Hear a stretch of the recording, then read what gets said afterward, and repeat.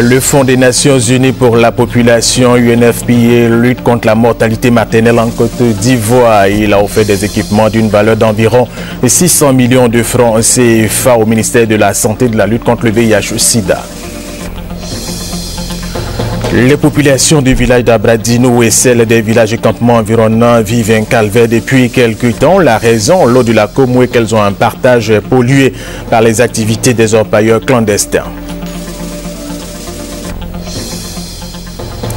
Le sommet sur les violences sexuelles pendant les conflits et l'utilisation du viol comme arme de guerre s'est ouvert à Londres en présence de l'actrice Angelina Jolie et le chef de la diplomatie britannique William Hague. Mesdames et messieurs, bienvenue et merci de regarder RTI 1. La Coupe du Monde 2014 au Brésil débute effectivement ce jeudi par des festivités avec la cérémonie d'ouverture. Le match d'ouverture aura lieu ce soir à 18h, temps universel, entre le Brésil et la Croatie à Sao Paulo. La Côte d'Ivoire joue dans la nuit de samedi à dimanche contre le Japon. Justement pour parler de cette fête mondiale du football et de la participation des éléphants de Côte d'Ivoire, Anja Soukro du service des sports de la RTI interviendra dans cette édition et ce sera pour tout à l'heure. Un conseil des ministres se tient ce jeudi au palais présidentiel en présence du président de la République Alassane Ouattara. Plusieurs questions relatives au développement de la Côte d'Ivoire sont abordées. Nous y reviendrons. Le président bissau-guinéen José Mario Vaz, qui était arrivé hier ici à Abidjan pour une visite d'amitié et de travail, est reparti ce matin en Guinée chez Bissau. En visite d'amitié et de travail en Côte d'Ivoire, José Mario Vaz a été reçu par le président de la République Alassane Ouattara. Ils ont échangé sur les relations de coopération entre les deux pays, la Côte d'Ivoire et la Guinée-Bissau. Jérôme Kofi Abolène. La Guinée-Bissau reconnaissante envers la Côte d'Ivoire. Le président élu bissau-guinéen José Mario Vaz, reçu ce mercredi 11 juin 2014 par le président de la République Alassane Ouattara dans le cadre d'une visite d'amitié et de travail, a exprimé la gratitude de son pays au chef de l'État ivoirien pour son rôle joué en vue d'une élection paisible et transparente en Guinée-Bissau. Nous sommes là pour remercier Monsieur le Président pour tout ce que vous avez fait pour la Guinée-Bissau, surtout au moment de la crise. 2 ans de transition, je sais que Monsieur le Président a beaucoup fait en tant que président de la CEDEAO et aussi en tant que président de la République de Côte d'Ivoire. Vous apportez beaucoup pour l'armée, non seulement l'armée, mais aussi les peuples de Guinée-Bissau. Et nous sommes là pour vous remercier, Monsieur le Président, une fois, de dire merci beaucoup. Nous, on part d'ici très contents. Ce que je peux dire, Guinée-Bissau est à votre disposition, Monsieur le Président. Pour sa part, le président Alassane Ouattara, tout en félicitant le nouveau président bissau-guinéen pour sa brillante élection, lui a renouvelé le soutien de la Côte d'Ivoire. Le peuple de Guinée-Bissau vous a élu avec plus de 60% de suffrages.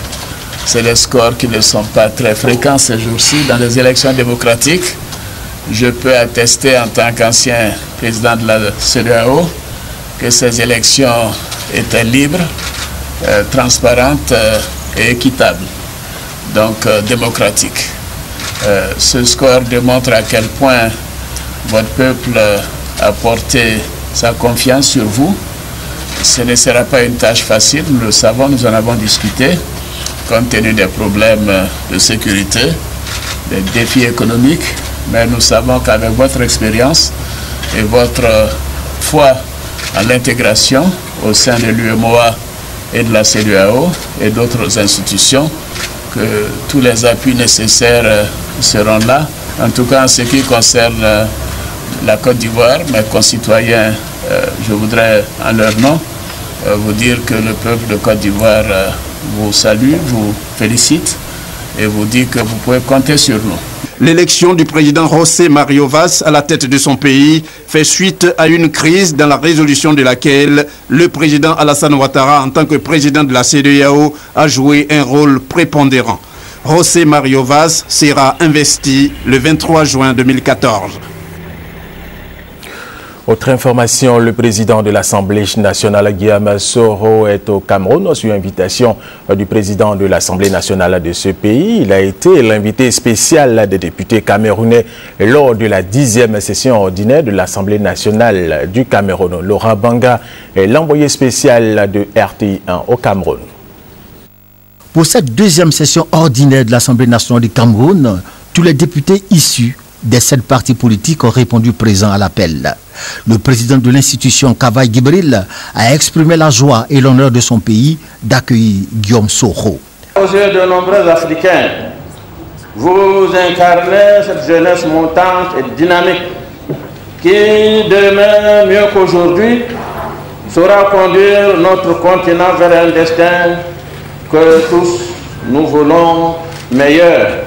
C'est au cours de cet hommage à Guillaume Soro que les députés du parti SDF, Social-Démocratique Front, de Gonfredi ont quitté l'hémicycle en guise de protestation contre Guillaume Soro, un ancien rebelle qui, selon eux, a porté un coup dur à la démocratie dans son pays. Ayant condamné l'acte de ses pairs, le président de l'Assemblée nationale du Cameroun a indiqué que la visite de son collègue ivoirien vient ouvrir de nouvelles perspectives dans les relations parlementaires entre la Côte d'Ivoire et son pays. Pour lutter efficacement contre Boko Haram qui sévit dans le nord du Cameroun, le président du Parlement du dit pays demande l'implication de tous les Camerounais. Intervenant à son tour et pour répondre aux députés contestataires, Guillaume Soro a dit ceci. Je suis d'une sérénité inébranlable.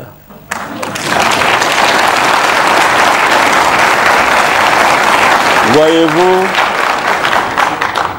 ma vie, du haut de mes 42 ans, n'a jamais été la vie d'un fleuve tranquille.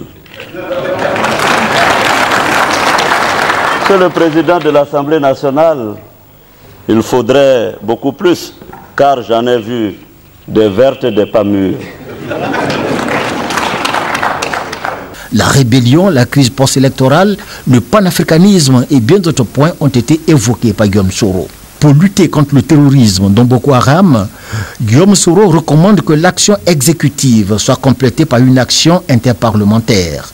Je suggère à notre doyen d'engager le débat sur la lutte contre le terrorisme dans un cadre panafricain, que l'Assemblée nationale du Cameroun organise un séminaire interparlementaire sur les stratégies concertées et coordonnées à développer dans la lutte contre le fondamentalisme et le terrorisme. En tout cas, pour le président de l'Assemblée nationale, l'heure du réveil et de la mobilisation de toute l'Afrique a sonné pour vaincre Boko Haram. Et tout à fait autre chose et nous revenons en Côte d'Ivoire à quelques jours de la fin du recensement général de la population et de l'habitat. Le gouvernement continue de sensibiliser les retardataires ou même ceux qui hésitent à rapidement se faire recenser. La ministre de la Communication, Afoussiata Bamba Lamine, était à Koumassi pour expliquer le bien fondé de cette opération. Sidonie Davila. À quelques jours de l'échéance du recensement général de la population et de l'habitat, le gouvernement veut mettre les bouchées doubles pour permettre à cette opération de connaître sa vitesse de croisière. La ministre de la Communication, Afoussiata Bamba Lamine, à Koumassi pour expliquer aux populations, une fois de plus, l'intérêt du recensement. Nous nous sommes rendus compte dans les données que dans certaines localités, il fallait sensibiliser davantage, de sorte à lever les blocages ou les problèmes qui se présentent et permettre que le recensement puisse se faire effectivement à bonne date et puisse se terminer à bonne date. Pour construire, je dirais, un développement, il faut nécessairement avoir un bon recensement qui nous permette effectivement de faire une prospective. Cette phase de sensibilisation achevée, la ministre, accompagnée du premier magistrat de la commune, s'est rendue dans des ménages pour assister à une séance des prestataires.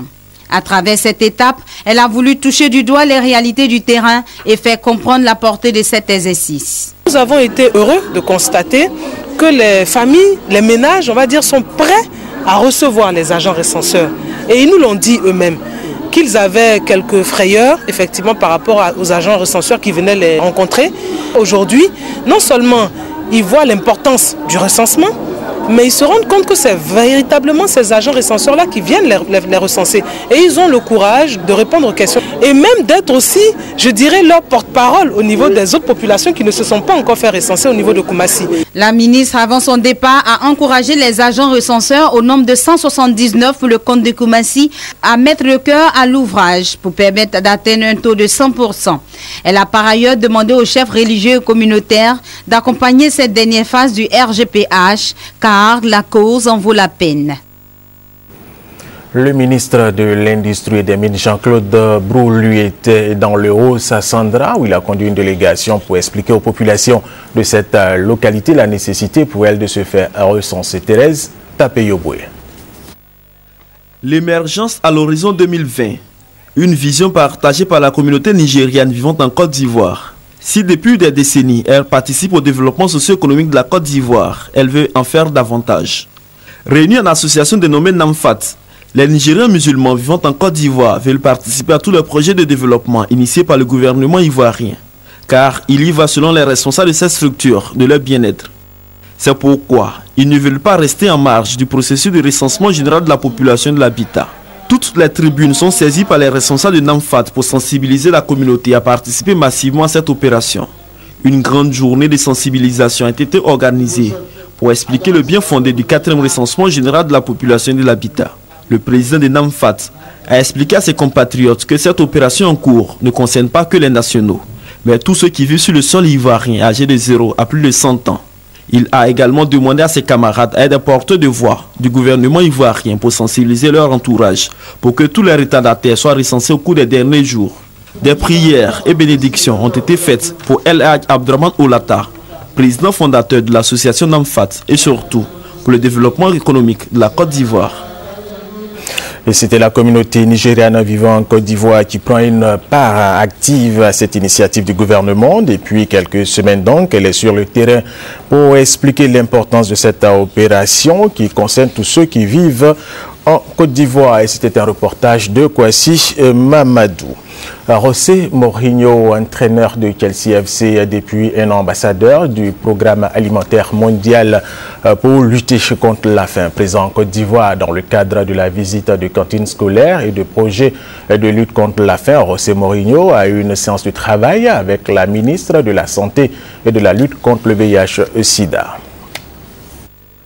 Au centre des échanges entre le ministre de la Santé et de la lutte contre le sida et le célèbre entraîneur de Chelsea Football Club, José Mourinho, désormais ambassadeur de bonne volonté au compte du programme alimentaire mondial PAM, la situation sanitaire des enfants de la Côte d'Ivoire, dont près de 40% souffrent de la malnutrition dans certaines régions.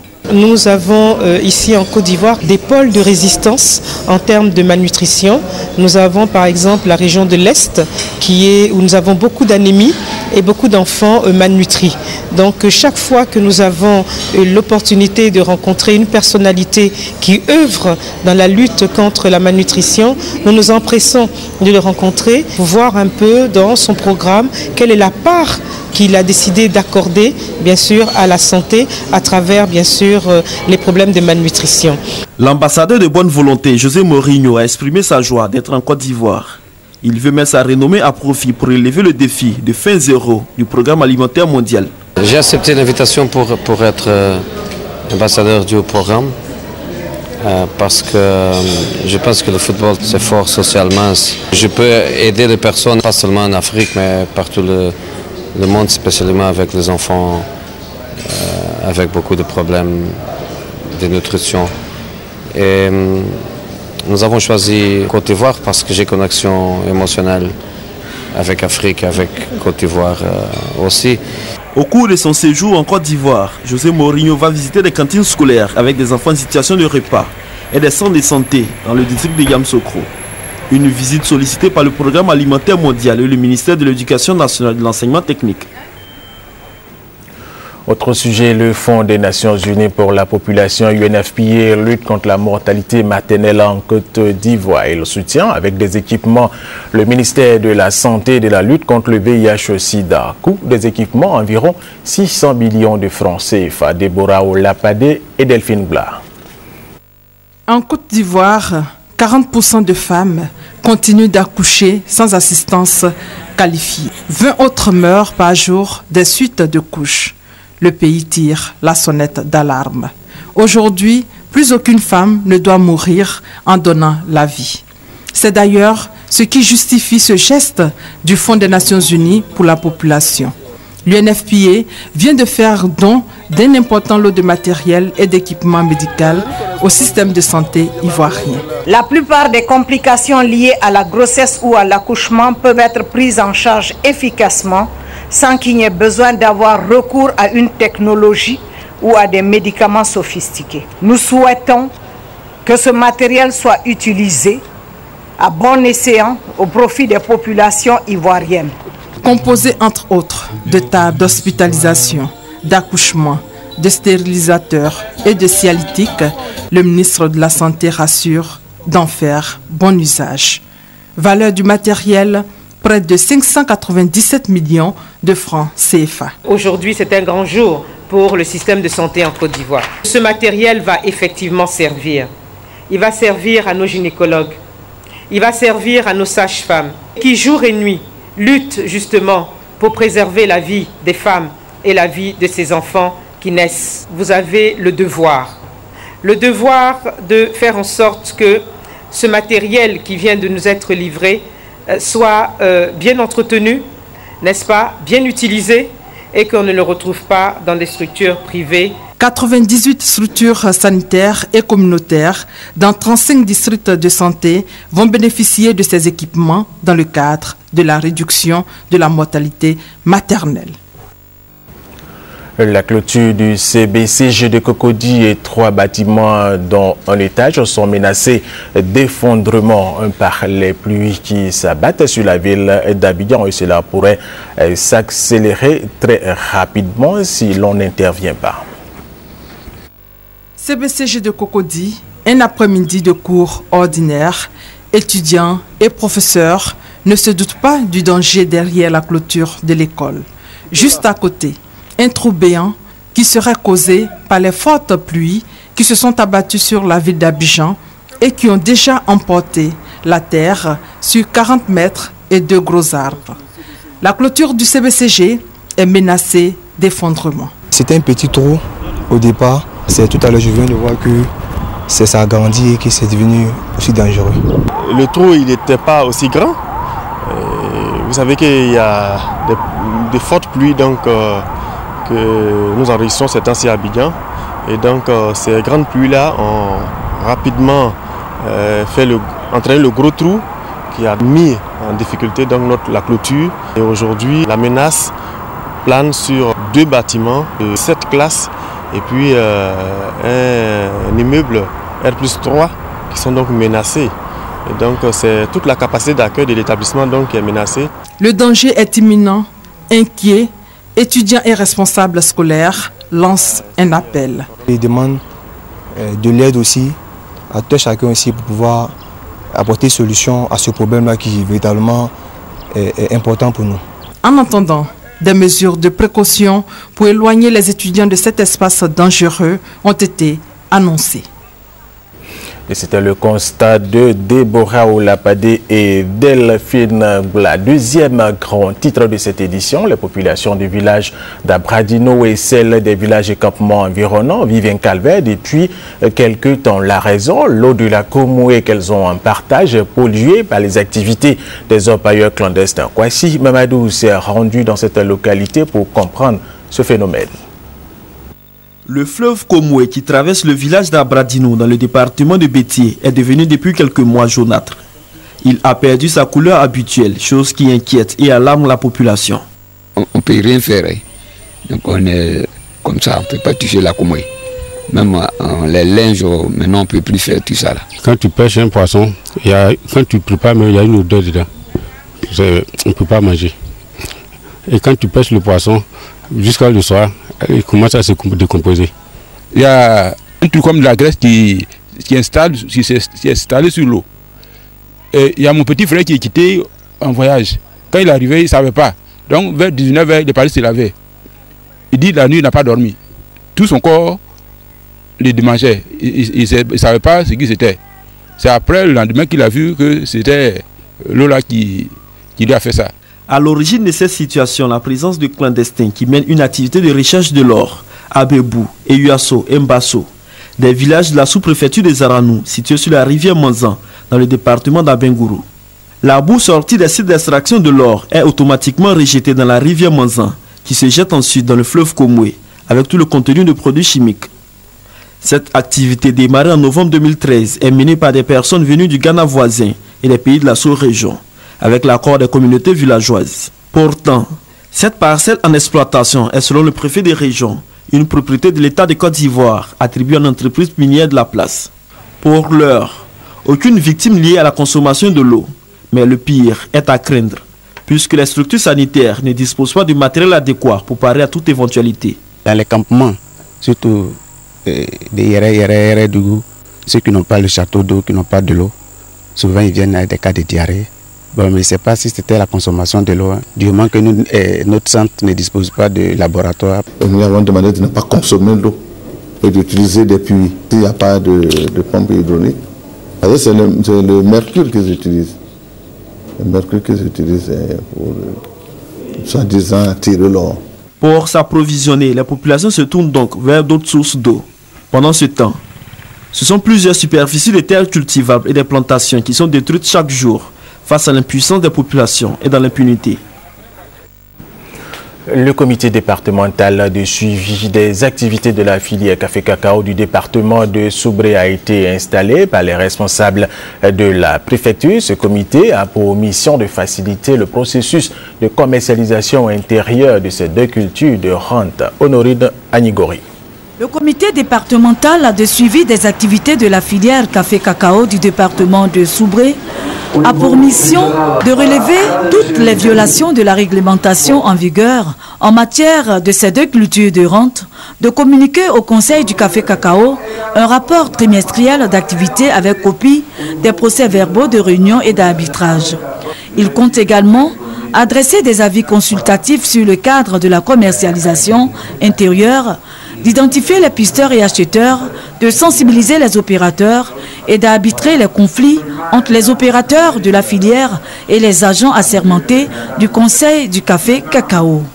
Au dire de Boloba Silué, conseiller technique et représentant le directeur général du Conseil du café-cacao, l'installation des comités de suivi rentre dans le cadre de l'amélioration des conditions de travail des acteurs de la filière et constitue un engagement pris dans le cadre de la réforme qui a conduit à la création du Conseil du café-cacao. Il a exhorté les membres du comité départemental de Soubré à œuvrer à ce que la commercialisation dans la région se fasse selon la réglementation en vigueur. Le préfet des régions du département de Soubré, président de ce comité, Ali Kwadio, n'a pas manqué d'exhorter les acheteurs et pisteurs au respect des normes de commercialisation en vigueur et de porter à la connaissance du comité tout dysfonctionnement constaté sur le terrain. Nous voulons bien vous proposer une partie du cardinal Bernard Agré, décédé lundi dernier à Paris en France. Vendredi 13 juin de mai, donc il y aura à 10h la levée du corps à l'hôpital Brichot-Claude Bernard à Paris en France. Samedi 14 juin à 11h, il y aura une messe à la cathédrale Notre-Dame de Paris, suivie du transfert du corps à Abidjan prévu pour 18h. Le sommet est sur les violences sexuelles pendant les conflits et l'utilisation du viol comme arme de guerre s'est ouvert à Londres en présence de l'actrice Angelina Jolie et le chef de la diplomatie britannique William Hague. Nous sommes maintenant avec Ange Alain Assoukrou du service des sports de la RTI. Ange, bonjour. Allez, vous allez nous parler de l'ouverture du mondial 2014 au Brésil avec la participation justement des éléphants. Bien sûr, alors c'est le grand jour d'idées, disent les anglophones, et jour J pour les francophones, l'ouverture solennelle de la Coupe du Monde de football sur les terres de la Samba, sur les terres du football, la terre de Roi Pelé, avec bien sûr la participation de l'équipe nationale de Côte d'Ivoire. La cérémonie d'ouverture se tiendra aujourd'hui même à partir de 18h, temps universel. Alors, oui, Ange Soukrou, la cérémonie d'ouverture, c'est pour 18h. Nous allons suivre cette conférence de presse relative à justement la participation des éléphants.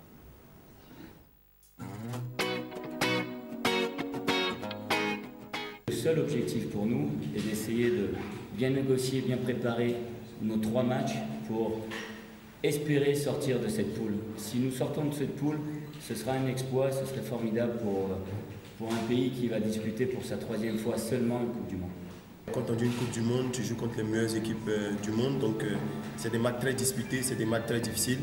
Donc on va essayer d'être le plus concentré possible, essayer d'être aussi quand même le plus relax possible, de telle sorte qu'on puisse avoir de très belles performances et sortir avec aucun regret, parce que c'est ça la chose la plus importante.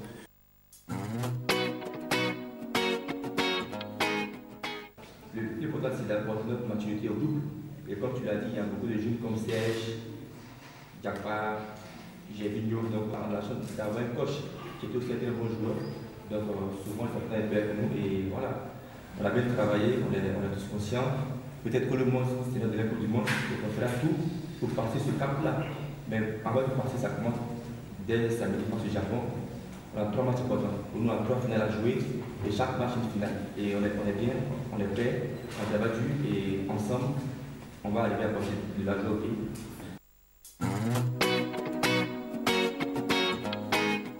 De cette équipe japonaise, il y a forcément des individualités qui en ressortent. Il y en a pas mal, que ce soit sur le côté gauche, Nagatomo, Kagawa, au milieu, Honda. Il y a des joueurs défensivement qui sont importants. ACB qui n'a pas joué les 2 derniers matchs, notamment. C'est une équipe qui est assez bien structurée, assez bien disciplinée, avec beaucoup de qualités techniques individuelles et des schémas de jeu très simples mais qui font très bien.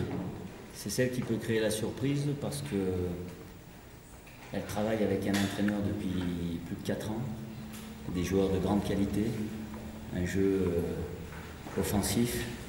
C'est une équipe qui est bien disciplinée et qui est effectivement dangereuse.